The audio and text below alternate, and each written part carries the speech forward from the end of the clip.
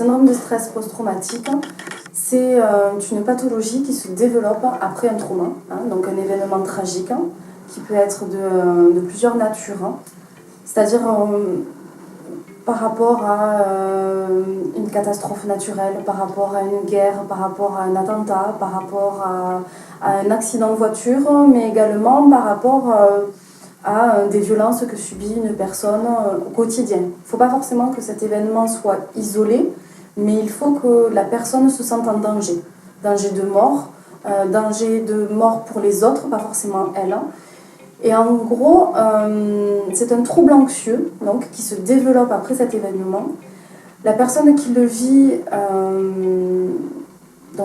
éprouve une hypervigilance, elle est tout le temps sur le qui-vive, elle est en permanente insécurité, elle ne se sent pas tranquille. Il y a ce qu'on appelle des reviviscences, c'est-à-dire donc, comme des flashbacks, mais qui plongent la personne pas tant que le souvenir, c'est aussi dans tout l'état émotionnel de la personne qui l'a vécu. C'est-à-dire donc qu'il y a vraiment toute cette angoisse, toute cette anxiété qui va revenir, mais puissance 10. Donc la personne va être confrontée à des troubles paniques, des crises de panique. Donc c'est vraiment désarmant et déstabilisant pour la personne qui le vit. Après, la personne qui souffre d'un syndrome de stress post-traumatique va également chercher à éviter la situation, c'est-à-dire ne pas repasser l'endroit où elle a rencontré cet événement, éviter d'en parler, mais éviter également même tout ce qui est film avec de la violence, éviter des musiques violentes, va fuir les zones de conflit, ne serait-ce que deux personnes qui se disputent. Elle va essayer de s'entourer dans quelque chose de plus sécurisant, mais quelque part, elle ne va jamais trop y arriver. Je parlais de flashback, mais il va y avoir aussi des cauchemars qui vont plonger dans une grande détresse la personne qui va les faire. En gros, voilà, c'est un trouble anxieux, donc anxiété, qui va dire stress plus communément, mais qui va être vraiment désarmant et déstabilisant pour la personne.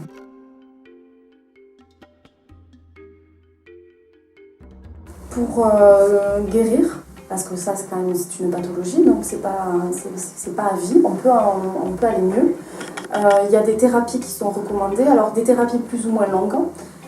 L'EMDR, par exemple, c'est une des meilleures thérapies pour ce genre de pathologie.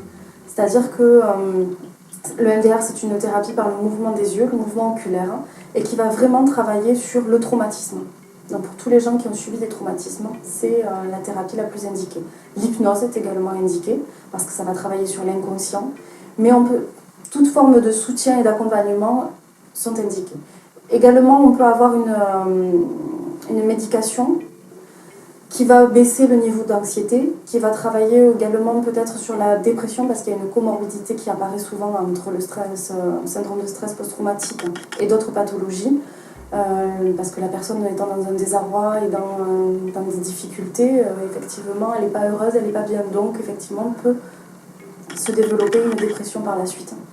Donc, il vaut mieux aller voir un psychiatre, quand même, un médecin qui est spécialisé, qui va pouvoir adapter un traitement pour déjà permettre à la personne de sortir la tête hors de l'eau, de pouvoir être un peu plus solide sur ses jambes pour pouvoir après entamer un travail sur les traumatismes.